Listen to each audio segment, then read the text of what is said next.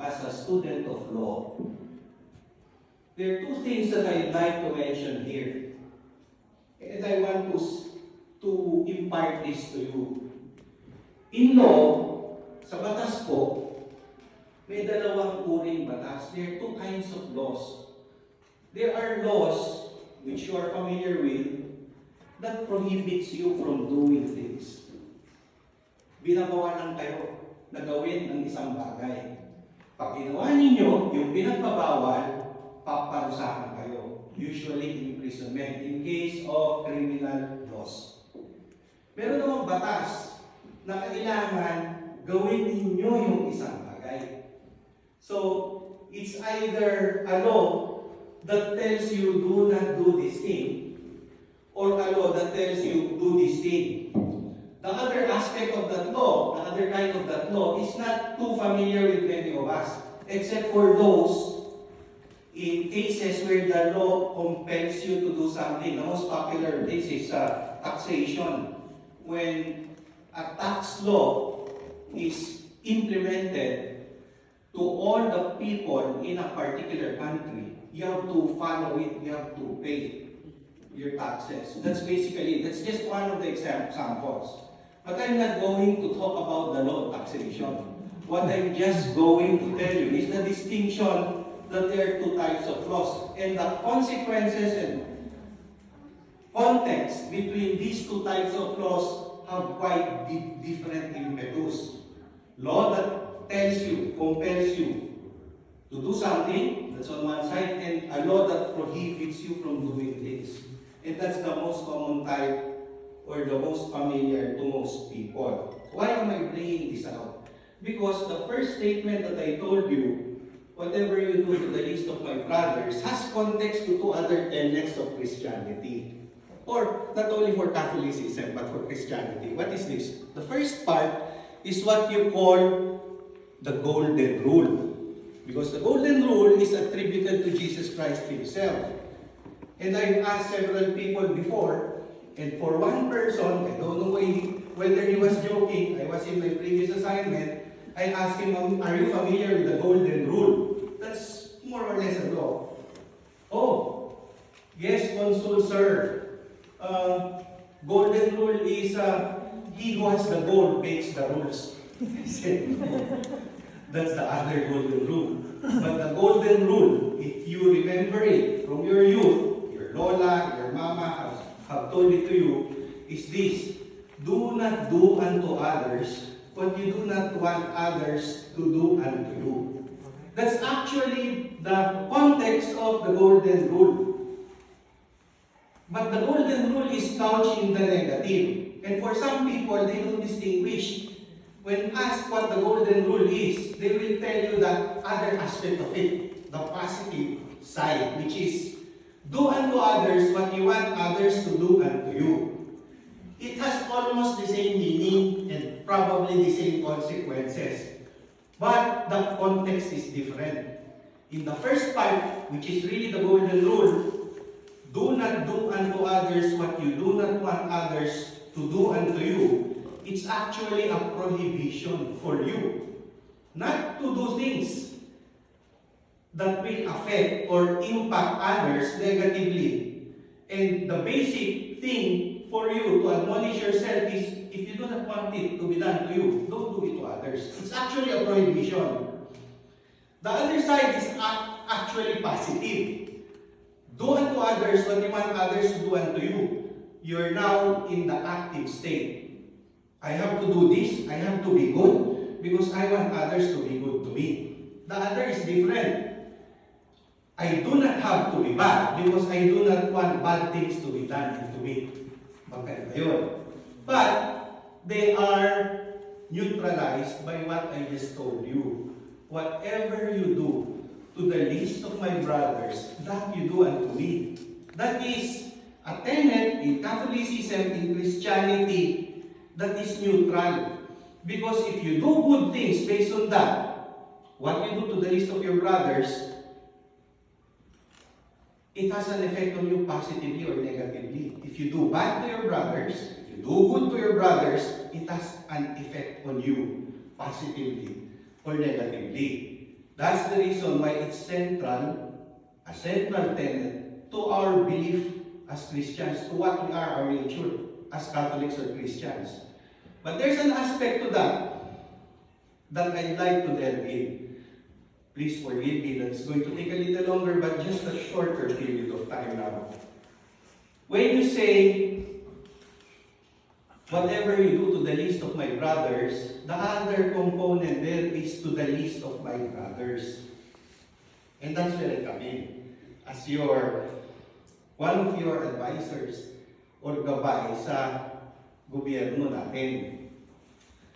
And this is, who are the least of my brothers? And this is where I'm coming in.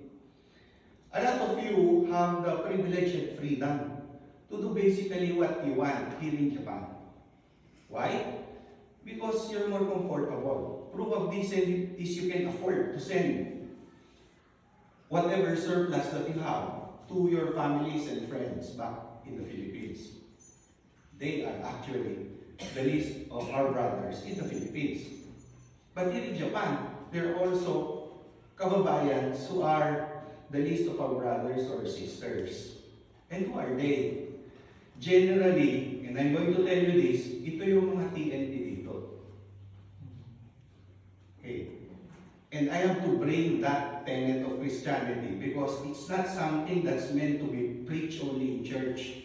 You have to do it individually. Why? Because you may know people who are TNTs. And these TNTs are afraid of a lot of things because they are in the subculture world of the Japanese society illegally. So the first message here is, as far as the Philippine Consulate General is concerned, as far as our team is concerned, we don't distinguish between TNT and non-TNT as Filipinos. I want you to spread that word. Why? Because those who are in need of the consulate's help, those who are in need of assistance, are those who are TNTs here. And those are the people that you need to help. Does it mean to say that I'm encouraging Filipinos here to be TNTs? No. Because we have also taken the obligation as representatives of your government to uphold faithfully the laws and regulations of the host country, Japan. And they are more or less in violation of some of the immigration laws. We don't encourage Filipinos to do that because that's going to be impolite to our host. But what I'm saying is, if they ask for our help, we don't distinguish. Spread the word. When I was in my previous assignment and the TNT comes to the embassy, a lot of them are telling me, Consul, ayaw namin pumunta kasi baka kami isumbong ninyo sa gobyerno. Ma-deport kami. Sabi ko, hindi kami ganun. Kung kailangan nyo magpa-renew ng passport, pumunta kayo dito. Hindi namin tinatanong kung TNT kayo o hindi. Tutulungan namin kayo. Kailangan ninyo magpa-record, kailangan ninyo ng dokumento, kailangan ninyo magpakasal, magpa-record ng kasal, pumunta kayo sa akin. Yun yung aking gustong iparating sa inyo ngayon. Kasi ang mga tumutulong doon sa kung saan ako dati na destino, hindi naman ang konsulado. Nagre-refer lang kami. Pag merong gustong takot na TNT at gusto lang umuwi, ang unang tanong ko, bakit ka uuwi? Sir, hindi na ako makatrabaho, mahirap, mahuhuli ako, tinanggal na ako sa trabaho. So ang tanong ko, gusto mo pa ba? Kung meron kang pagkakataong magtrabaho, gusto mo pa ba? Eh kung pwede po. And then I refer them to people like you who can give and help them do jobs. And I turn a blind eye. That's the context of what I just said. So we don't distinguish. And I urge you to help. Help each other, and then especially those who are the least of our brothers and sisters. Having said that, one last part, I'm going to report to you something that we've done in the consulate. recently, those who are really affected by this are those who are in the entertainment industry. And recently, there was a jurisdiction, I'm not going to mention to you until they are out. They've been detained for practically an indefinite period of time. 3 of our kababayans for quote-unquote violating their working conditions. Ano daw? Nag-table daw. Pero bawal daw yung table. Pero nag-table sila, ni-raid, kinulong. So ang tanong ko, yung mga taong yun ba ay gusto nang umuwi? Ang sabi ko, nung nahuli sila, may ticket na sila, hindi na nagamit. Uuwi na dapat sila. Sabi ko, bakit hindi sila pinakawalan?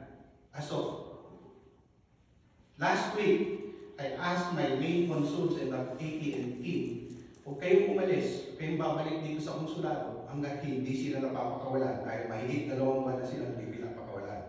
They're going to be released. We're exerting the power of the consulate to make sure our kababayans are protected. Once they're out, I can tell you that's doing something to the list of our brothers and sisters. I also urge you in your own small way to do the same. Details, we'll talk more about it in our next meeting. And what I can just tell you right now, I'm thankful for you for having us invited here in your community. I've told the officers of PCCC that we need the help of the Filipino community to record who are the Filipinos in your respective communities. Why? 2 things. First, to check if the records based on the Japanese government figures are the same as the records that we actually see and meet in the various communities. That's the first thing. To establish integrity of the records of how many Filipinos there are. Because while there are full total, the full total, in my jurisdiction of how many Filipinos there are, we don't know where they are and what they're doing. It's the communities who will know. That's one. And secondly, PCC will help us record that with your help. Who are these people? And then it goes to the second part, that the mandate that I'm going to grade Filipino community organizations, including PCCC, is by a process called inclusion. Taon-taon po, dumadami ang mga Pilipino dito nagtatrabaho. Siguro dumadami din yung mga TNT, hindi ko alam. Pero dumadami ang mga Pilipinong pumapasok sa Japan. Ang tanong ko, dapat ma-organize yung mga Filipino communities. And PCCC being an umbrella group should increase the number of Filipino communities within their jurisdiction. In this case, Kansai. Dapat maparami yan. And this is something that I'm going to tell you, a direction that I'm telling you, different from what I've heard in my previous assignment. Nung binigyan ko ng ganong assignment, pagbalik ko the following year, tinanong ko, marami na ba kayo? Yes, sir. Ilan na kayo ngayon? Sir, dati naalala mo, 1 lang kami. Ngayon, 10 na kami. 10 na yung organizations ninyo. Ilan ang members? 20 pa rin, sir. So nanganak lang. Naghiwalay na mga. Pero marami na kami, puro na kami presidente. Organization, hindi nyo lang ibig sabihin sa inclusion, ha? Get fresh memberships. Be inclusive, not exclusive. Ano yung exclusive? You're excluding others. That's against the principal tenet of what our mandate in Catholicism is, or in Christianity. Whatever you do to the least of my brothers, that you do unto me. Maraming salamat po.